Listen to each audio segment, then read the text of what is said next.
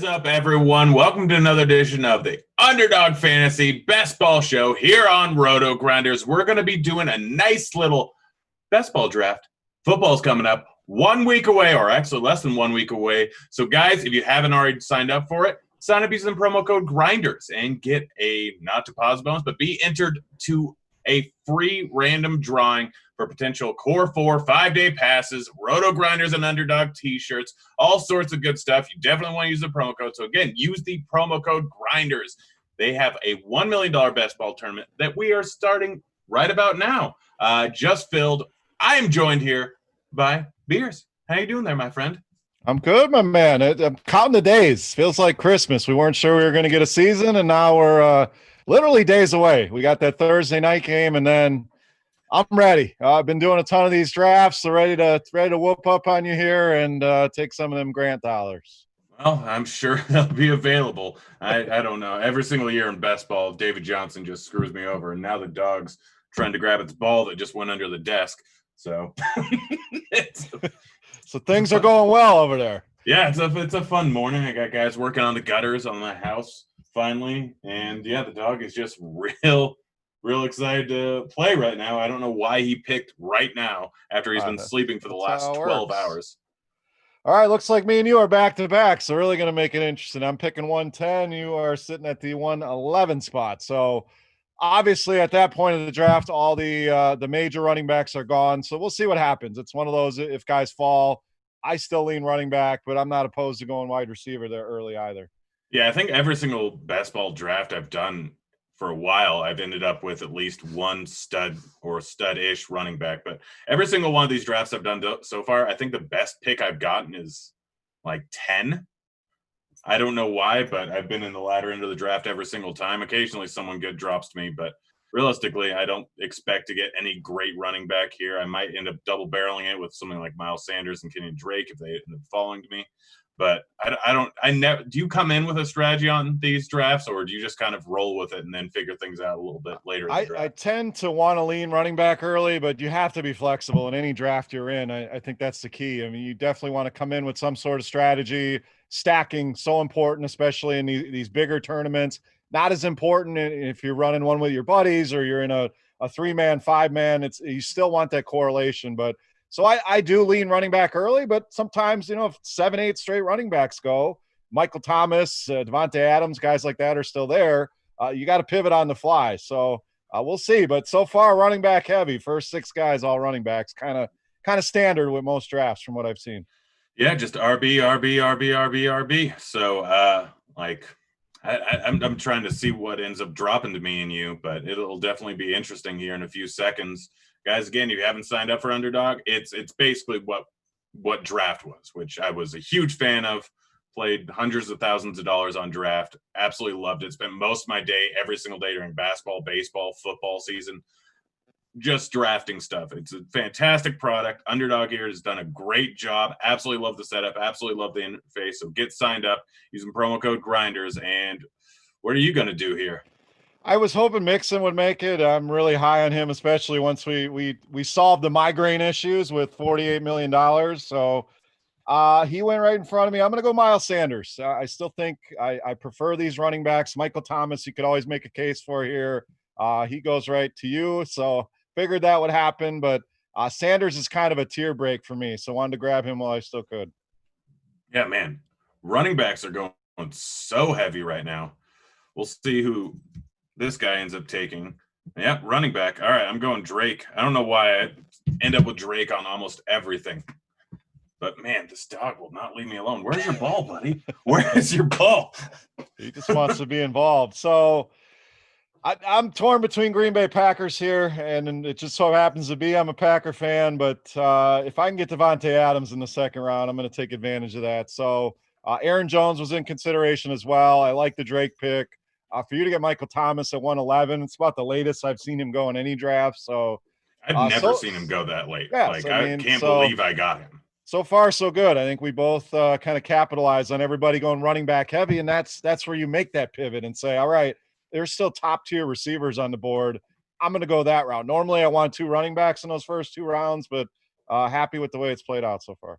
Yeah, that's the biggest mistakes people don't realize. Like, it's all fantasy sports is essentially about value. Like, it's about getting or not paying a premium on things and getting guys at a giant discount.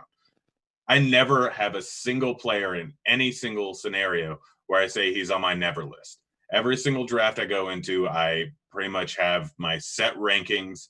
And if a guy falls to me that has screwed me over every single year, like David Johnson every single year, I end up going with him. So now the dog's chewing on my flip flop. Gosh darn it, this did not go well. Yeah, like you set a price that you want to get guys at, and if you get them under that price, you go with it every single time. It's real simple. You're going to end up overall way better if you just go by that basic strategy every single time, and it's something that's fared well with me in season long in the past, and it's something that's fared terrible for me in best balls just because of David Johnson and Antonio Brown every single year. You got to have a short memory, though. For sure, I agree with you. It's capturing value in any draft you're in. You know, things fall to you, and you want to take advantage. I think that the times you do reach is when you are on the ends, and you got a guy you reach a little bit for, or if you're trying to build a stack, you know, it's okay to reach a little bit to get the quarterback, to get whatever you may need to complete your stack. Nothing worse than you start a good stack out and then you wait too long and you don't get the quarterback or the tight end or whatever it was you were kind of planning to get. So that's another scenario where it's okay to reach a little bit. More important to get the stack than to wait and try to get the guy a little bit later. Yeah, this guy Dams at the top of the draft. He's got CMC, Godwin, and Kittle. I'm really liking his so far. Yeah. You end up going with your second pick. I was you went Adams, Sanders, Adams. Like, it's super interesting. So what guys in like the upper or lower upper tier? I don't know. The guys after like the 7 different running backs that go at the beginning, like Sanders, Mixon, Drake, Eckler, like those guys, I feel like one of them is going to pop off for an absolutely massive season. I don't know which one it's going to be. I think it all depends on health, but it could be any one of those guys. Like, go ahead and rank those 4 if you have a thought on them. I don't know if you included Mixon in that, but I love him. Sanders is at the top of that list for me. I think he's going to be the workhorse there. They keep saying, you know, Doug Peterson doesn't like a workhorse back. He's never really had one of the caliber of Miles Sanders. So really like him there. Austin Eckler, I like a ton. I don't know that he's going to catch as many balls without Phillip Rivers there, but still going to be a big part of that offense. Jacobs is a guy that I'm kind of warming up to. Hoping he gets more involved in the passing game. James Conner is in that range I really like. So there's a lot of guys. Even when you miss out on the big 3, I call them, big 4 if you want to include Kamara. Then there's kind of another chunk of guys. And then there's still guys, but then it starts to fall off when you start getting into the Le'Veon Bells, the Todd Gurleys, the Leonard Fournettes of the world. So if I can have at least two in the first 3 rounds, I'm happy with it. Went wide receiver, running back. That gives you flexibility in the 3rd round where you can go either way. You're not pigeon-toed into one or the other. So so far so good. But yeah, that group of running backs, there's a lot there, and I think a lot of those guys could outproduce where they're being drafted right now. Yeah, no, I feel you entirely. One thing let's talk about stacking a little bit. So interesting one is I'm probably going to try and go out of my way to get Drew Brees just because I have Michael Thomas. The correlation is very heavy. Darn it. Well, that's good. David Johnson just went off the board. Don't have to worry about it. I was planning on taking him, not with my next pick, but the one afterwards. So thank you for saving me from myself, whoever just did that. But yeah, with stacking, like, I feel like there are good stacks and there's bad stacks. Like, there's value stacks, and then there is just ones that people are intentionally going out of their way. Like, I know a lot of people try and get Mahomes, Kelsey, Hill, like 2 of those guys in a lot of different drafts, and I feel like it kind of limits you a little bit. Who do I want to go here? You know what? I'm going OBJ. Yeah, that was the 2 guys I was looking at. I'm really high on Juju, so if I can get him into the 3rd round, and that is one stack that I have a ton of because you can do it so many different ways. You know, if I have James Conner, great. If not, Juju, Deontay Johnson, a guy I like. You can get Ben late. Ebron, I think, can be a solid tight end. So a lot of ways you can go with Pittsburgh, and it doesn't cost you a lot. You know, your example with Kansas City, that gets expensive, and you're most likely going to get sniped when you try to start that stack. I don't know that you're going to get all 3 of those guys, so it can be tough. So I am back on the clock here. I would love to go running back here, but I'm going to go with Adam Thielen and solidify my third receiver. I just think he's in line for a ton of targets. Justin Jefferson has not come in and made a difference, so Adam Thielen for me. So receiver heavy here early in the draft.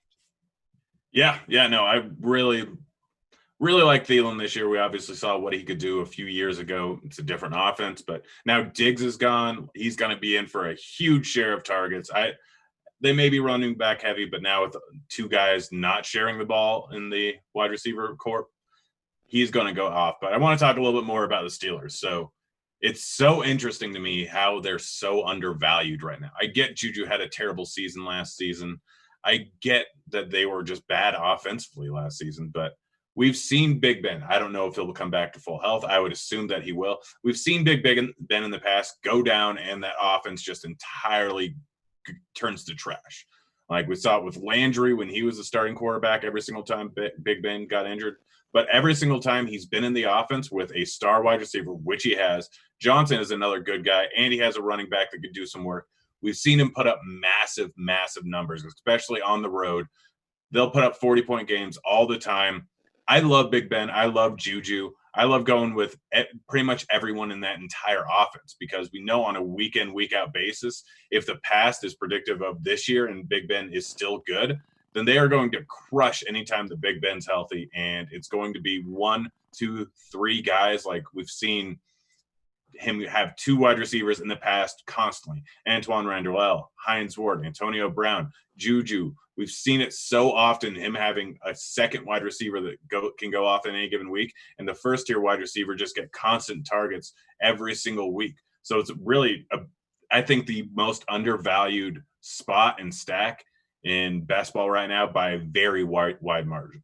Yeah, and I agree. It's one that I have a lot of. And again, it doesn't cost you a lot. That's the beauty of it. And it's another one where you miss out on a piece or two. I can still stack Ben and Deontay and Ebron. I can start that stack in the 6th, 7th round. So I like to incorporate multiple stacks. We just keep talking about stacking here, but it shows you how important it is, especially in these big contests. You have to do it. And it's not just one. It doesn't have to be early. Well, there's teams, Grant, you can start stacking in the 10th, 11th round and still get a nice 2, 3, 4 guys from a pretty solid offense. The Lions, another team that I'm pretty high on. Even if you don't get Galladay, Stafford, Marvin Jones, TJ Hawkinson kind of stack makes a lot of sense. So those are 2 that I've been very, very trying to get a lot of, Pittsburgh and Detroit this season. Yeah, no, I like that. It's not like you're going for upside, obviously, and you need to find the guys that best correlate in your stacks. So if you're using the number 1 with the quarterback, then you want a guy that anytime he goes off, the other guy is going to go off. It's going to happen. Drew Brees, Michael Thomas, it's almost perfectly correlated. Like for a while there, Mike Evans before Godwin really broke out, perfectly correlated. We have a lot of different stacks like that are perfectly correlated. And then if you're going with the number 2 guy, I like to take a guy that could go off any given week as the number 2 guy. Steelers is a perfect example of that. Anytime Big Ben's had a big game, like it's been Martavis Bryant that's had a big game, or I can't even remember the third guy that went off for like 200 yards versus the Seahawks 3 years ago. But he's not even in the league, I don't think, anymore. But there's always a second. Oh, I know who you're talking about. Yeah. Martavis Bryant. No, not Martavis Bryant. There was a third guy that had one game, and that was it. Martavis Bryant always had, like, random big outings. But there was one guy, I can't even remember. He was on them for the next year, and then I think he got cut, signed somewhere else, and now he's entirely out of the league. But there's always someone like that can end up just absolutely crushing for no apparent reason on any given week. So it's kind of a spot where I like to look at. I mean, looking at quarterbacks right now, we got Dak, Gallup, Cooper, and I can't remember the third guy. CeeDee Lamb. I don't know why I was thinking Judy, but he's over on Denver. Like, any one of them can go off any given week. So if you get Dak, just get one of those 3 because we don't know what CeeDee's going to end up being like, but we know what Gallup did and we know what Cooper did. Kyler Murray, yes, you want Hopkins, but Kirk can end up doing something in any given week, or even Fitz we've seen have random 30-point outbursts. He still got it to an extent. Russell Wilson, you can get DK or you can get Lockett, and you're fine. Either one of those guys, massive outing. Or now my favorite player in the league, Josh Gordon's on the team. Yeah, that's that guy just will not. I finally let go of him in a dynasty league. I went through all the ups and downs, and we had to make our cuts, and I was like, I'm just done with this. And then he signs the next day, and I'm regretting it a little bit. But that's a guy that you never feel great about putting in your lineup anyway. So, all right, I'm on the clock. I went really wide receiver heavy, so I'm going to target running back here. I'm going to go with Kareem Hunt. I just think he's got a built-in role right away, and if anything happens to Nick Chubb, he could return first-round value. So that's the route I'm going there. Yeah, no, I like that. That's the guy I was hoping was going to drop to me, but obviously didn't. It was an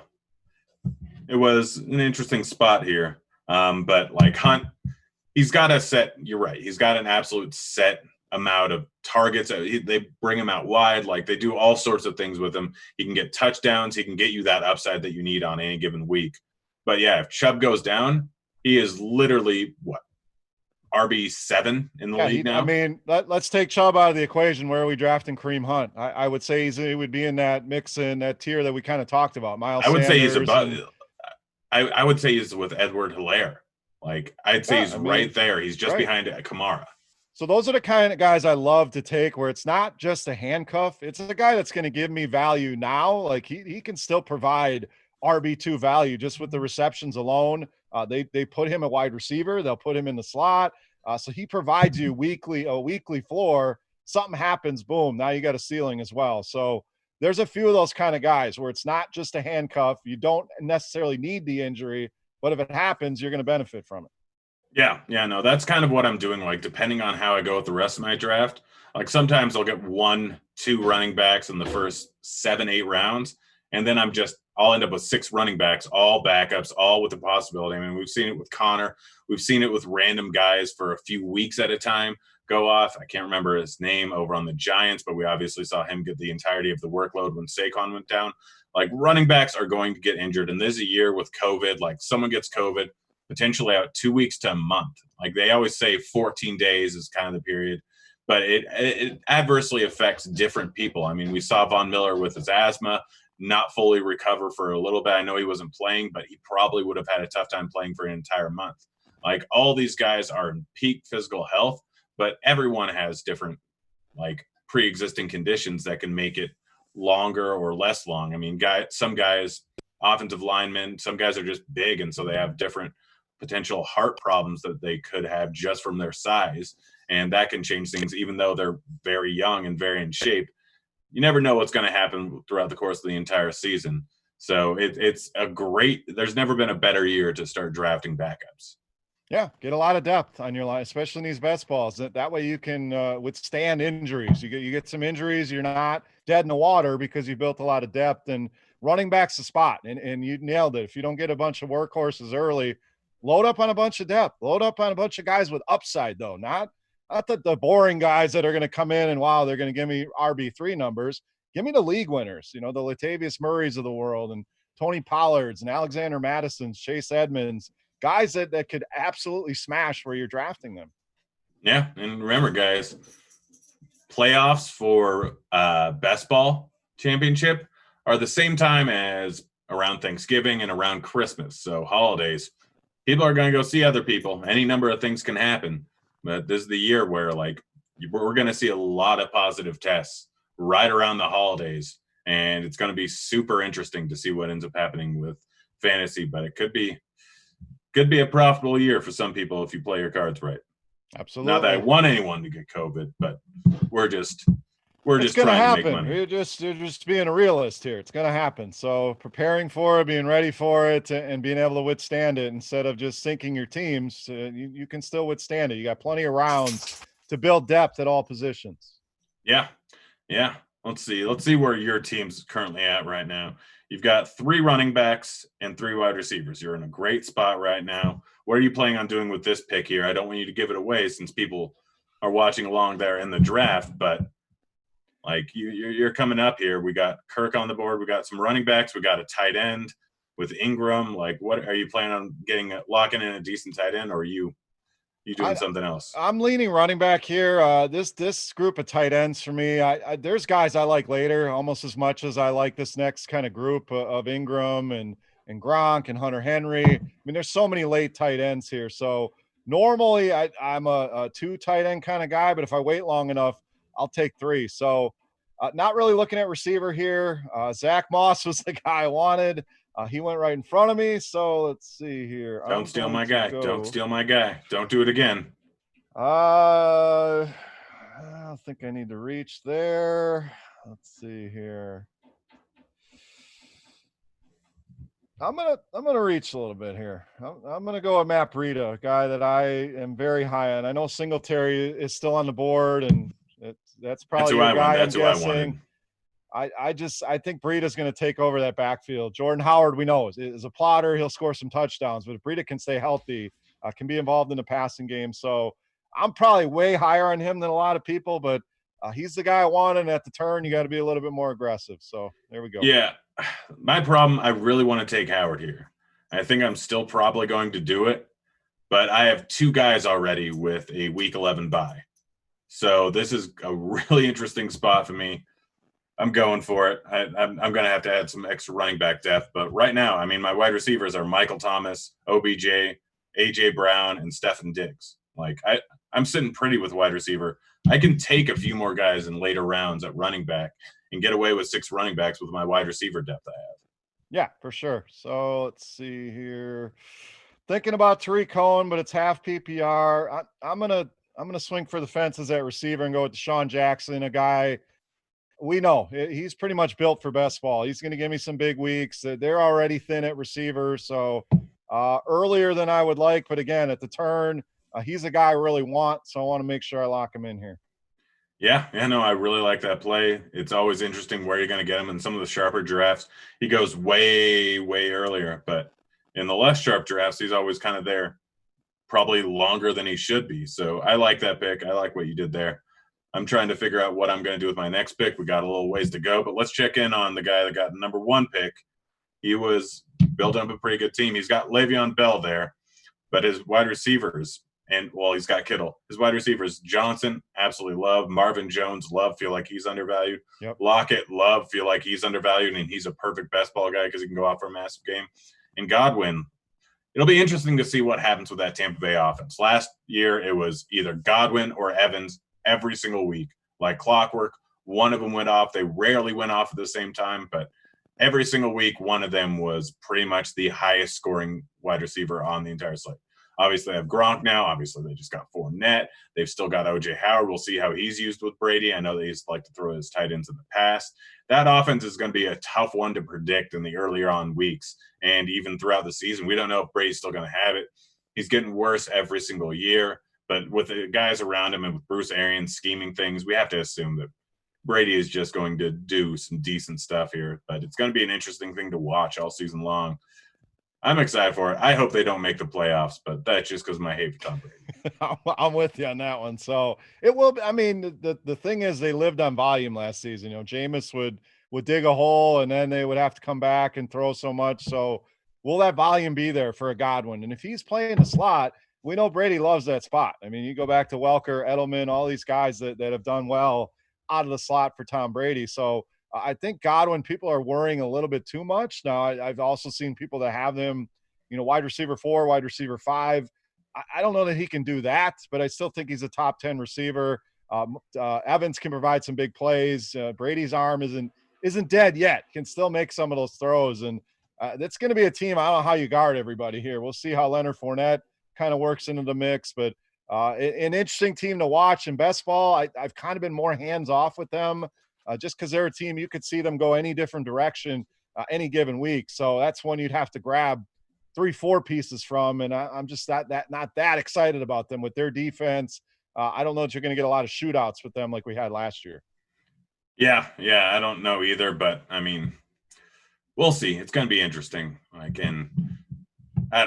just don't know what to do. And I think I'm clouded a little bit by my Brady hate, but I don't know. I'm trying to figure out what I'm going to do with this next pick. If my guy falls to me, I'm going to be very happy because he's one of my favorite players in the league, and I play him every single week in fantasy. So maybe if I have some more best ball shares of him, then I won't have to go crazy playing 20% of him every single week that he's on the road.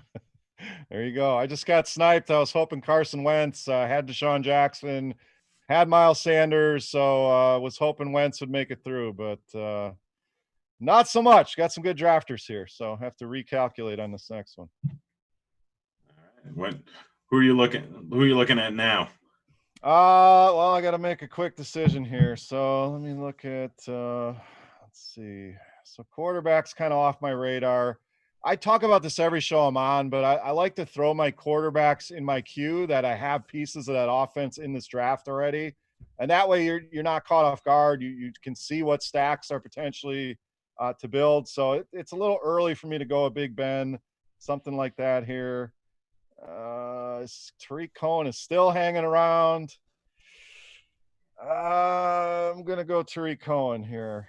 Even with half PPR, I think he's a guy. Early on, he's gonna have to play a bunch. Without Montgomery, they didn't sign anybody, which is kind of surprising. So even in a half-point PPR, I think I can live with him. So, and Josh Allen was on my list, so I kind of knew that was your boy. I didn't want to take him from you. So I really appreciate it. Yeah, I've got Diggs. Like, the interesting thing with Josh Allen is we're going to get about 6 great weeks from him.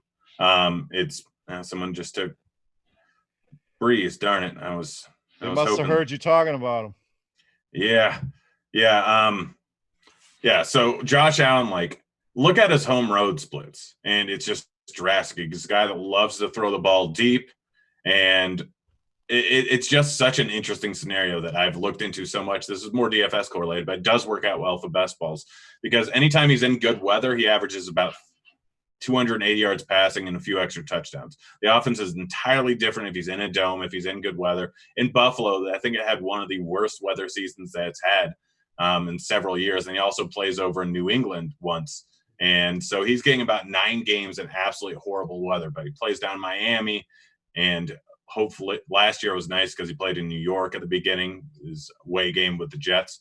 But like, that schedule and the weather is so important with him that if it's actually in a decent spot, then it can change everything. And last year we saw what happened with John Brown, and why can't I remember? It wasn't Amendola. Why can't I remember who they're Beasley, yep. Yeah, so they had a guy that could take the ball, stretch the field, and they had a guy that would just go with dump-off passes. Now they got Stefon Diggs there. He's one of the best route runners in the entire league. He's a guy that can go off in any given week, and he's a guy that can take those short passes when he's at home. So the correlation between Josh Allen and Stefon Diggs is something that I absolutely love.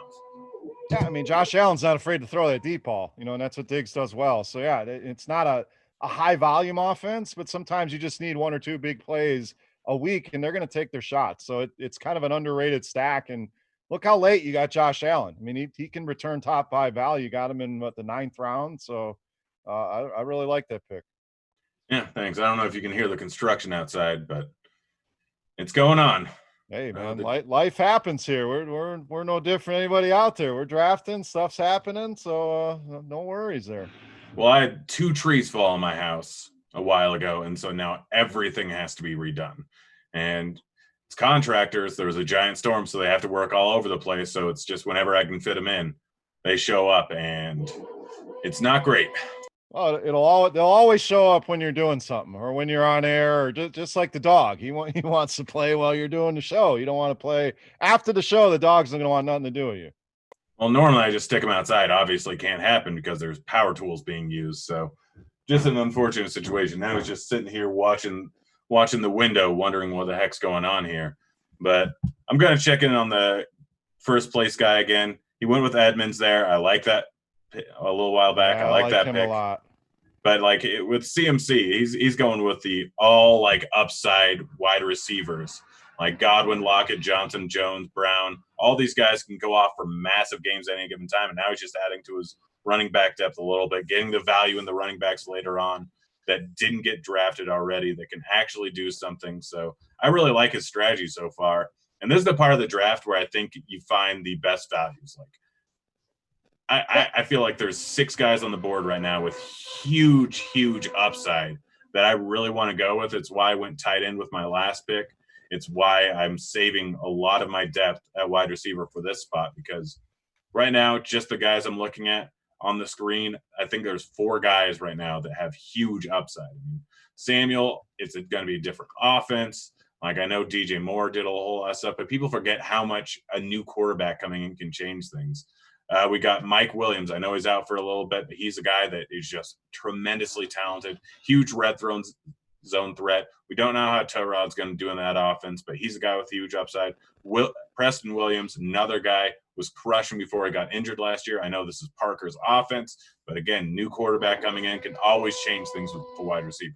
Yeah, I was liking Preston Williams as well. I've kind of said, why draft Devontae Parker when you can get the better guy 10 rounds later? So he just went. He was on my radar as well. But I agree. This is the point in any draft where you just start getting your guys, and your guys should be high upside guys. A floor play at this point isn't really going to help you. So who are the guys that can outproduce where people think they are? Who could jump into that top 20? There's a lot of guys right now that are standing out to me as well. So good part of the draft. We're flexible right now. We didn't get too dug into a hole here, and lots of options available. So I'm up. I'm gonna go with Big Ben here and get part of that stack going with Juju. So that's one stack down. Yeah, I went with Mike Williams. Again, I have wide receiver depth, so I'm not really worried about the early weeks, but he's just a guy that I really like every year. I really like every week.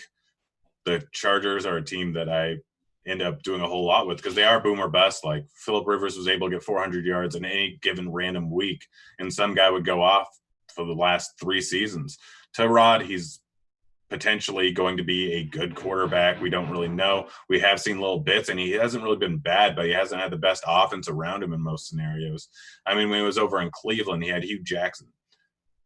Yeah, Hugh Jackson. Yep. As I was making sure I didn't say Jackman. As his Wolverine. Yeah, no, it's always confusing when those things. I get that, and I get Jake Johnson mixed up with Jack Johnson. I don't know why. Jack Johnson may have been a little after your time, sir. Yeah, I'm getting a little old here, so definitely after my time. Sony Michel just went 12th round. So how the mighty have fallen. Yeah. Apparently, you don't use a first-round pick on a running back. Even the Patriots can mess up with that and Sanu. So, all right, this is a guy I really haven't drafted, and as a Packer fan, it's tough to say, but I'm gonna go Aaron Rodgers here to pair with Devontae Adams. I'm not super high on him this year in most drafts. If I didn't have Adams, would not be looking at Rodgers. I think it's gonna be a running team, but again, it's another. I got 2 stacks going now, both with the wide receiver 1 for Pittsburgh and Green Bay. So again, not a guy I love, but if I got a chance to build 2-3 stacks here, I'm going to take advantage. Yeah, I'm trying to figure out who I can stack with after this. I mean, I could obviously go Daniel Jones. No, I can't. That was almost immediate hit there. As soon as you say the name, man, they're gone. That's just the rule of drafting for some reason. Yeah, but I still got Tannehill down there. I've still got Tyrod, although I'm always worried about him not finishing the entire season. Like, I still got a few guys that I can end up stacking with. I already got Josh Allen to Diggs here. So I could go with Baker, with OBJ. Like, I still got a few potential guys. I think next round I'm just going to kind of see where everything's at, who's on the board, and kind of decide that way. But I got a good potential depending on what ends up falling to me after this pick or at this pick. Well, there goes part of it. I was going to go Hooper and then Baker, hopefully, but didn't think that was going to fall to me. I was just real hopeful. It's an interesting spot here, but I'll figure it out when it happens. Just, again, don't have set plans when they have possible plans and have contingencies, because nothing ever goes how it should here. No, and if you're panicking, you don't have that long, and you'd hate to be the guy just picking somebody because you're running out of time. So just plan on the backup to the backup and just be ready. And that's why I said, as soon as I draft a receiver or a running back or a tight end, I'm putting the quarterback in queue. So it's always in the back of my head, what stacks are even possible here. So, and I can't stress enough, in a smaller league, you don't have to go out of your way to stack as much. I think you should always incorporate it in your DFS lineups. You definitely want to incorporate it, but in these shots for these big money tournaments, you're going to need these stacks down the line, because people are going to have them, and trying to piece things together without the correlation I just don't see that being a winning strategy. So we keep talking about it, but that's the importance of it. You got to get it done. Yeah, we do have those scenarios sometime though with running quarterbacks where it's not the worst idea in the world. Like we've seen it before with Josh Allen, Lamar Jackson. Like they can put up big games without actually having a clear-cut guy that correlates with them. Are you, like if you don't have a stack, and I'm trying to figure out who's potentially on the board that could do this, and I really like outside of maybe Tannehill, really don't see a guy that you can use that like you can use without a stack. I think Lamar Jackson, you don't have to have somebody. Yes, it would be great to have Hollywood Brown, Mark Andrews. I think Cam is a good one. I mean, I'm not very excited about Julian Edelman or N'Keal Harry or some of these rookie tight ends. They just cut Mohamed Sanu. So I think he's a perfect example of getting a quarterback where I don't really need any other pieces with him. I can just build other stacks, but still feel good about the upside that he's going to give you. Yeah. Let's see. Who's smart thing to do is in these drafts, especially if you're in the 11 hole, check the guy that's after you. I look at him, I see what he wants, what he needs. He needs wide receivers. He doesn't need a quarterback. So I'm coming up here. I'm probably going to take Baker, so don't take him from me, please. I will not take Baker. I didn't think you would. He's got 2 quarterbacks right now. So I'm looking at wide receiver depth. I know that he's probably not going to go wide receiver. You got sniped, buddy. It was not me. I told you say the name out loud. They're going to go. So now you got to adjust on the fly here. Well, shoot. I don't know if I had a complete plan that I thought was for sure going to happen, and then it didn't. So that's just great. Yeah, that's what happens in these drafts. Yeah, looking around, really not a single guy that I can end up stacking with. So, what do you think? Garoppolo, Bridgewater, or just wait? I mean, out of those two, I like Teddy Bridgewater. I think he's undervalued. So Garoppolo's going to be a little thin early on in the season with his weapons. Yeah, the darn saw is just going right up there. That's all right. We'll work through it here. So I like Dallas Goedert here, but I already have Deshaun Jackson, Miles Sanders, and I don't have Carson Wentz. So I don't want to go overly crazy there. I'm going to go with a guy getting a lot of hype right now, Bryan Edwards, a rookie receiver for the Raiders. A lot of Deebo Samuel to his game. You know, a senior, had some injury concerns, which kind of knocked him down the draft a little bit. But the Raiders could be starting a lot of rookies there, and I think he's the more pro-ready of the two. Henry Ruggs, highlight reel waiting to happen, no doubt, but I think Edwards could be the more productive guy in year one, and you get a nice discount on him. So I'll go that route here.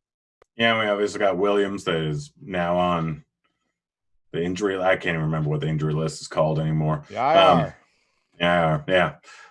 So yeah, he could be in for a big workload. I mean, people are so down on the Raiders all the time, but I mean, Gruden knows what he's doing. The interesting part is going to be if Mariota ends up taking over for Carr at any given point. Obviously didn't look great in Tennessee, got way outplayed by Tannehill, but change of scenery can do a lot of things for a lot of people. And Gruden loves that dude. I mean, just go back to the draft process. He was all about him, some Marcus Mariota. So there's probably a shorter leash than we realize on Derek Carr. Yeah, there definitely is. And that drill is just going right next to me right now, and I don't like it, but I'm trying to figure out who to go with my next pick. It's a tough one. I was hoping that I'd get Ian Thomas, but I think that he just went off the board slightly beforehand. Yep. I don't have a ton of tight end depth, but I think I got one guy on my radar that could potentially be a good one. There are some nice tight ends late. I mean, it kind of starts with Hawkinson. I don't want to say I'm pretty sure I know who your guy is, so I won't say him out loud. I went Ebron with my last pick just to give me another piece of that Pittsburgh offense. I do like him. Pittsburgh is traditionally, go back to Heath Miller. They've always gotten production out of that position, especially around the red zone. So there's a lot of guys in this range, and I'll save the names so you don't get sniped. But the point is, you'll hear tight end is deep. It does start to fall off a little bit, but as a tight end 2, tight end 3, I think these guys are great depth pieces here. Yeah, I really need to. I do need to get another running back here. I kind of screwed myself over a little bit by drafting 3 running backs with week 11 buys. So it's going to be a rough week for me. Hopefully, I can just get one other guy that goes off, and hopefully Drake is not injured at this point. But this is probably the spot where I need to look at a little bit of depth at running back. I mean, Vaughn might not do anything now. Dylan, it's a 3-headed backfield, but you never really know what's going to happen there. Yeah, I mean, and sometimes, the buys, I know people worry about them, and sometimes you could just take an L in 1 week. You could say week 11 is just not going to be a good week for me instead of trying to spread buys out. So that's something that I kind of adjust on the fly. If I notice, hey, I got a lot of buys. Yes, you want to get some more pieces, but you can also just say this week is done. It's not a playoff week, so things may happen. And I know it's a race in points. It seems kind of counterintuitive, but if you can take one bad week and kind of spread out the non-buys over the rest of the week, I don't think that's a bad way to go. Yeah, it's really not the worst day in the world. And yeah, you could take it as an L, but really all you need is a guy that's going to get you 10 points. You're sacrificing 5 points on 1 week with your RB2 because you still have the flex. Like if you have a whole bunch of wide receiver buys and running back buys at the same time, that's a little bit more of a problem because it's going to be hard to round out the flex. But I mean, looking at my team, look at wide receivers. I have Tate and Diggs week 11 buys, but I still got plenty of other guys that can end up doing things. So it's not the worst thing in the world. I'm not in terrible shape. So I'm definitely. You think AP gets picked up by anyone? It might be the end of the road. You look around, even when Fournette was released, you knew he would get picked up by somebody, but you start to look around and say, how many running back jobs are even left out there? I mean, I don't see anybody being overly excited to bring in Adrian Peterson unless it's come in and work with some of their younger guys and be a locker room guy. But does he want to do that at this point? So we'll see. I think it's the end for him. And what a running back. I mean, he generational talent is thrown on a lot, but that dude was something else. From his days at Oklahoma, Minnesota, he was always fun to watch and to last this long in the league. I mean, he didn't last as long as Frank Gore, but how do you get sniped on Kirk Cousins this late in the draft? Come on. Yeah, that's a little bit rough there. Gosh, I don't know who to go with. There's really not a whole lot of running backs. I may just straight up sacrifice an entire week. Maybe Washington will do something. I honestly don't know. That Kansas City backfield, there's always a chance with Washington. Maybe CH gets messed up, but at this point, I was just struggling. I needed someone, so Washington he was in the mid. I mean, if you're going to do that, grab a piece from Kansas City. You never know. I mean, Darrell Williams is in the lead now, but Washington has that familiarity with Mahomes, and so you went. That was the guy I was looking at. I'm going to go Joshua Kelly. Kind of same thing. It's him or Justin Jackson. All reports have Kelly kind of going ahead there. So we know the Chargers want to use multiple backs. So if he's a guy that could score them some touchdowns, it's an offense I'm not overly excited about, but at this point, just to add some running back depth, I agree. I don't mind the Washington play at all. I got a lot of Washington, actually. Yeah, one potential landing spot, I think, for Adrian Peterson is Seattle. Yeah, or Chicago. Yeah. I just can't see the Bears rolling forward with Tariq Cohen and I don't even know who else, Cordero Patterson. Like, what? You can't give Tariq Cohen 20 carries. Like, it's not going to work. So unless they got some guy we know, I know there's a guy named Null there. The Wrecking Null is his name. It's a big fullback type, but it wouldn't surprise me to see the Bears pull the trigger. Yeah, no, and I think at this point I've got some potential guys that I don't know if it'll end up working out, but who knows? But I've got a few. Now, at this point, I'm just pretty much doing long shots with a lot of guys, and it's going to be interesting who I end up getting. You swing for the fences at this point. You should be always in the back of your head. Where is upside? I'm not a big handcuff guy. I'd rather grab other people's handcuffs, to be honest. So just who can give me a ceiling in the 17th, 18th round? And there's guys always available, whether it's John Ross, who we've seen be a top 3 receiver. A guy like Steven Sims at the end of the year came on. I'm just kind of looking at some of the names that are still on the board here. Who can drastically outproduce where they're going right now? Yeah, I want to set people up to my cue, but I know that everyone can see me right now, so I'm trying not to. It's going to. Yeah, I've got a few guys that I see that could do something. I might go balls out. I might just make this a full-on upside or nothing for the last, what is it, 4 picks? It's 20 rounds, right?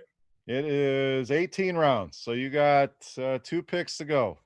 All right. Well, I miscalculated that, but all right. So there's 2 guys that are on my list, and then we might be able to get out of here a little bit earlier.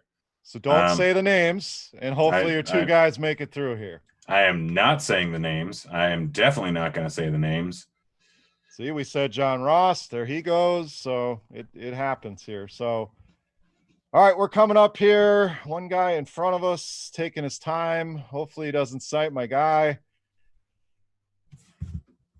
Gonna try to add to some of my stacks here. It's either at this point upside or what can I add to a stack? And I don't want to go. I tend to go 3, 2 is fine. 4 on an offense I really believe in, but 2 to 3 it seems like a good number here. So I'm going to go with a guy that we left for dead, but the reports have been really good here. I have Devontae Adams. I have Aaron Rodgers. I'm going to go with Marquez Valdes-Scantling here, who's been playing well. They're going to move him back in the slot, and my phone is not letting me. Let's see here.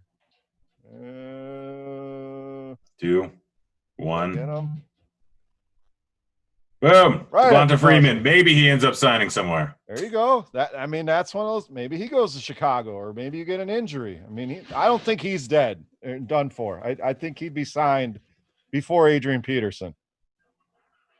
All right. Do I go Josh Gordon or do I go Antonio Brown? 2 guys that screw me over every year, but I keep going with. Well, Antonio Brown's out for 8 games regardless, so I would go with Gordon. Yeah, no, I knew that. I just like the upside with potential playoffs, and I have wide receiver depth. So I mean, yeah, you can take that shot. I mean, I'm surprised he hasn't signed somewhere, to be honest. And teams sniffing around Baltimore, Seattle. I mean, that's a guy you stash, and if he does come back, that's a league-winning play there. I think Gordon can be effective in that offense as well. I just love Josh Gordon. I have to have at least one piece of him. I mean, I'm probably going to end up drafting him in all season-long leagues just because that's what I do every single year. So let's see if he gets to me. I said his name. He got to me. Boom. Josh Gordon. One of my favorite players. There was like 2 guys that could have made me really happy with Seattle signing him. One was Gronk and one was Gordon. And over the last few years, and Gordon happened to go there, and it's been obviously not a great scenario so far, but I'm just so excited for football season. I am so excited. I can't wait, dude. I'm going to go post-draft sleeper Andy Isabella, who we saw a big play out of him last year. That was about the only play, but they're going to have a lot of receivers running around in that offense. So at this point, again, upside, give me a week or 2 in the 18th round, and I'm happy with it. Yeah. Well, I think it's about time for us to get out of here. We're getting off a couple minutes early because you've got another show right after this, I believe. And Devin's got to get set up. Our wonderful producer, guys. Devin is a wonderful person. I enjoy him. We play Call of Duty sometimes. It's good stuff. But Beer, thanks for joining. Any last-minute thoughts before you get on another show? Oh, we're gonna talk some best ball hot takes next. So guys we like, guys we don't like, guys we're moving up our board, down our board, our favorite stacks. So kind of circling around, bringing it all together. So if you guys enjoyed this, you want some hot takes, stay tuned. We'll be back here shortly. Yeah, guys, just don't even leave. Just sit here. Maybe go grab a cup of coffee. I don't know, drop a deuce. Who knows? I don't know what you guys have to do right now. Maybe lunchtime in some places. But guys, it's been fun. Hopefully I win this. You just saw a draft where me or Beer wins $1 million. It's going to be fun. Looking forward to baseball. We're out of here. See you, kids.